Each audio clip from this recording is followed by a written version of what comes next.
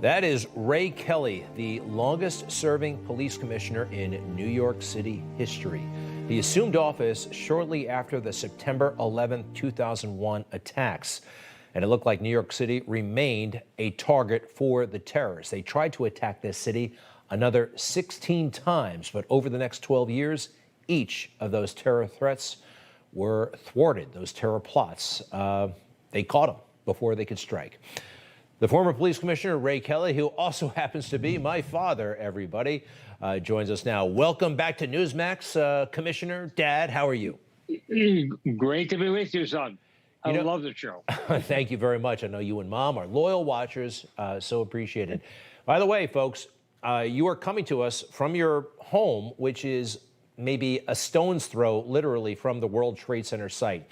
You could not live in your building after the attacks for how long? The buildings were uninhabitable for a while.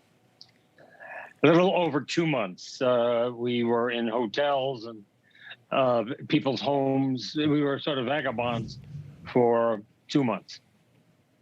The city obviously changed forever. It looked like we were going to be targeted, and we were targeted.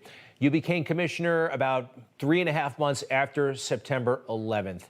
You set about creating something new, different, something that really had never been tried before, counterterrorism like the country had never seen at the local level. Tell us how you set that up. Well, I was a commissioner for the first World Trade Center attack. And when the second attack happened, the horrendous 9/11 attack, I certainly wanted to get back in the game. And thankfully, Mayor Bloomberg asked me to be police commissioner. And we knew that we had to do a lot more to protect the city. We had the largest police department in the country, the most diverse, tremendous language skills, yet we really weren't engaged in fighting against the terrorism. So we brought in a lot of experts from the federal government, FBI, DEA, DIA, those folks. Brought in a lot of technology, cameras, license plate readers, positioned people overseas.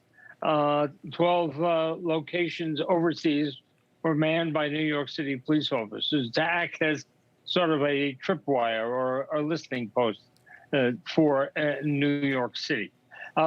We did a lot of things that other police departments never did before. And thankfully, as you said, we had 16 plots against the city by terrorists, and none of them came to fruition. It took a lot of hard work on the part of a lot of people on both the local and federal level. Since you left, since you're no longer in office, neither is Mike Bloomberg, who was a Republican when he first became mayor of this city. There have been several terror plots and actual terror attacks here in New York City. Bombs have gone off, multiple bombs in Chelsea, New York. We had a hijacked vehicle run down bike riders, about a dozen of them killed on the West Side Highway. Several more, suspicious explosion at Central Park tied to potential terrorists. What changed? Why did you guys have it under wraps, but the new crowd doesn't seem to? Well, I would say if things have changed, and I'm not 100% certain they have, if they've changed, they probably changed as a result of the mayor. Mayor de Blasio has never been a fan of the police department. He's held the department back in many situations where they should have been more proactive. And they've settled cases in as far as the terrorism area is concerned that should not have been settled, was settled for. So I think the major factor, and certainly in crime going up in New York, and perhaps these terrorist threats as well, is the mayor and his conduct for the last almost 8 years. We also see that crime, not only in New York, but across the country, it seems to be out of control. I thought this was kind of, we had managed crime. We had figured out proactive policing works. Everything, not only regarding terrorism, but I believe during, as well as street crime, all of the advances have unraveled. What is it going to take to turn this around once again?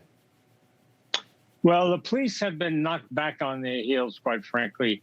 We know that at least 140 laws have been passed in 30 states to restrict the police, to monitor the police, in the aftermath of the George Floyd killing. So cops are not engaging the way they used to. They're not, as I say, using proactive strategies. And I believe that's the reason why you see this rise in crime. We had an increase in murders nationally of 30%, which is the highest number that it's ever gone up. And here in New York City, we had a 40% increase in murder, 100% increase in shootings. And that's true certainly in big cities throughout America. That's where the problem lies. And I believe it is the restrictions that have been put on the police officers. Look, some of them are absolutely necessary, no question about it. But there are some really absurd ones that give the police a very strong signal that, hey, we don't want you to enforce the law. We don't want you to do the things that were going on in the past as far as enforcement is concerned. So I think we're going to be at an elevated level of crime for the foreseeable future because the change anytime soon. As we wrap up, I want to point out that you're a Marine veteran. You spent a year in Vietnam. And I've heard you mention this before, but being a Marine officer, helped you lead the NYPD. Can you tell us how? Well, I believe that virtually everything I know about leadership, I learned in the Marine Corps. It's a great institution, a great organization. They train you well. Greg, you're a Marine yourself. I think you can attest to that. Yeah, there's lots of things, and there are some of these practices that you don't even realize you've gotten from the Marine Corps, but they're with you. They stick with you. So I love the organization. It was great for me, and obviously I love the police department as well. Two terrific institutions. All right. Well, Ray Kelly, the former police commissioner, Marine, and my dad. Very proud of that. Very proud of all of that. Thank you very much, and we'll see you later, okay? Thank you, son. I'll see you later. All right. We'll be right back. Hey, I'm Rob Finnerty. Thanks for watching. If you enjoyed this video, please join the conversation in the comments below. Don't forget to subscribe, too.